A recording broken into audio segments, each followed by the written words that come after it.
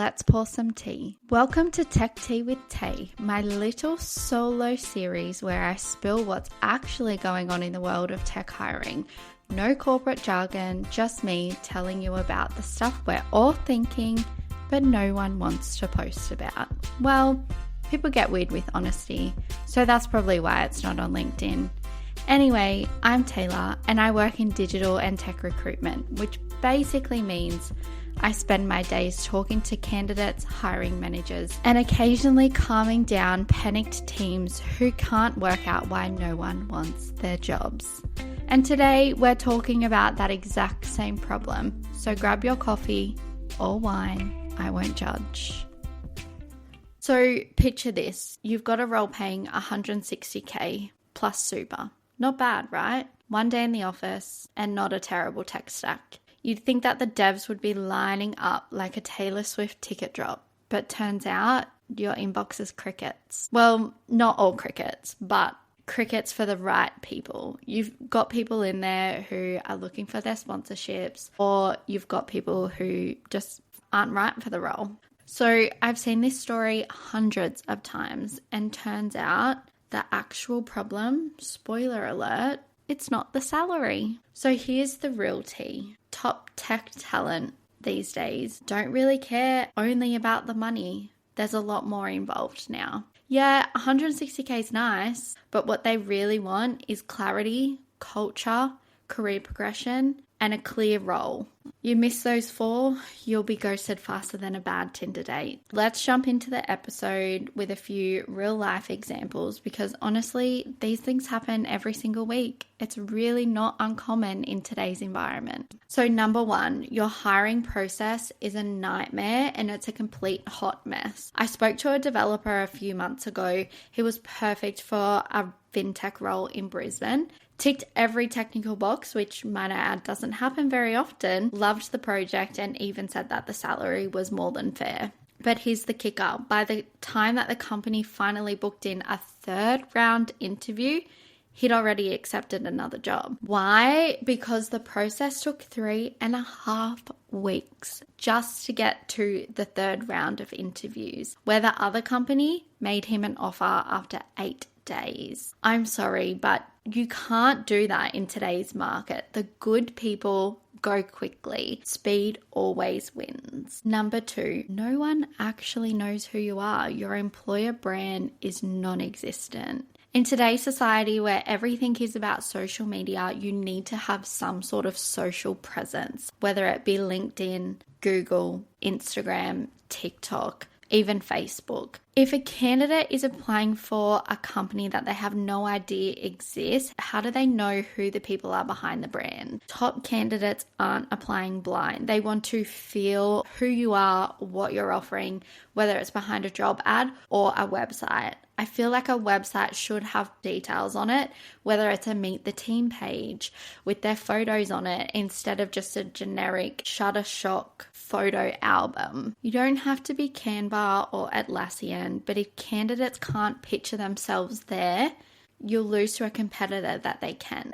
I was speaking to another recruiter and she said she had a candidate pull out of the role before the first round of interview because she Googled the company and literally found nothing. So I think having a social presence in today's society is so important, even just a basic website update. Number three, the job ad is not giving. And what I mean by that is it's very vague. It's a copy and paste from an ad back in 2018, has all of the buzzwords, and then lists every program language under the sun. It's giving burnout. Senior candidates are over it. They want specifics. What's the actual projects they'll be working on? What's the problems that they'll actually solve? And what does success look like in the first 90 days of their employment? That's the stuff people are looking for on their job descriptions now. You can't be vague because if you are vague, you'll get vague candidates. If you are really specific about what you're doing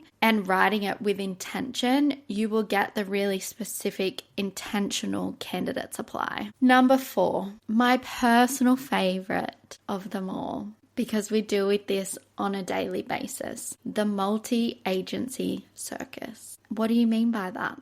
Well, what I mean is when companies give the same role to 3, 4, 5, who knows, maybe even more agencies and expect magic. We had one client do this in a really small pool of candidates, and guess what? Every candidate was pitched 4 times. They actually got really sick of people reaching out to them, which left a bad taste in their mouth of the company because they were being hounded to fill this role. It almost is kind of desperate because you are fighting against all of these different agencies to win, because recruitment's expensive. There's a lot of time and money that goes into it. So if you don't fill it, it's kind of a waste of time and money. Seek ads are expensive. Recruiter profiles, the premium ones, are expensive.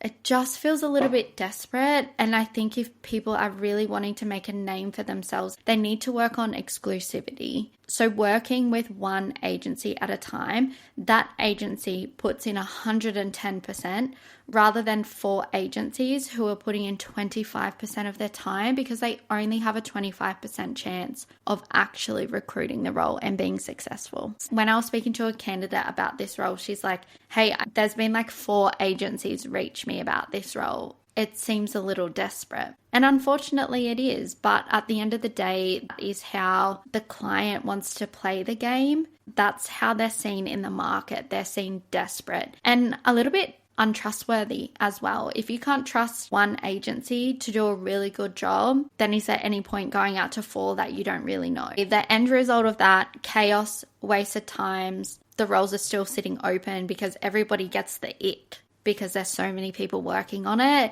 and that raises alarm bells saying, okay, well, what's wrong with it if they can't fill it? Okay, hiring managers. So what should you actually do? Let's break it down. So if your 160K role is gathering dust, here's what you can actually do to turn it around. Number 1, cut your process in half. Do you really need a coding test for a senior hire or 3 interviews? Every extra hoop loses people. Show up online. Post a quick video of your team, share the culture, get your current devs to talk about why they stay, why they love working with you. I think is better than a blank LinkedIn page. Rewrite the job ad like a human. Drop the jargon, talk about the problems that need to be solved, the tech they'll actually use, actually being the key words here, and the people that they'll work with. Give us a little bit of an insight. Are the people that you work with, are they problem solvers? Are they gamers? Do they enjoy having a beer after work or cheeky margarita? We want to know that. We want to know the people who we're working with and the environment that we're going into. Pick one recruiter that you trust. If you do use agencies, give them a clear brief. Actually work with them. We're here to help. We're here to consult on the position description, the salary, anything that you need. Hold us accountable. Spreading it thin never really works out, unfortunately. You really need to pick someone who will have your best interests at heart and almost be a partner. Long-term partnerships always win. Also, and here's a cheeky bonus tip, talk to your employees. Find out what they like about the company. Really have a good conversation with them. What do you enjoy? What can we do better? Is the salary okay? If not, how can we compensate that? So there's heaps more other ways around things, but talking actually works. If you're listening to this right now and thinking, yeah, that's us, just remember you're not alone. And I think if you implement those 4 easy steps, you'll notice the difference. All right, that's it from me today. Little short, sharp episode. DM me if you want to hear about something or if you want me to spill some tea on something else. See you in another episode.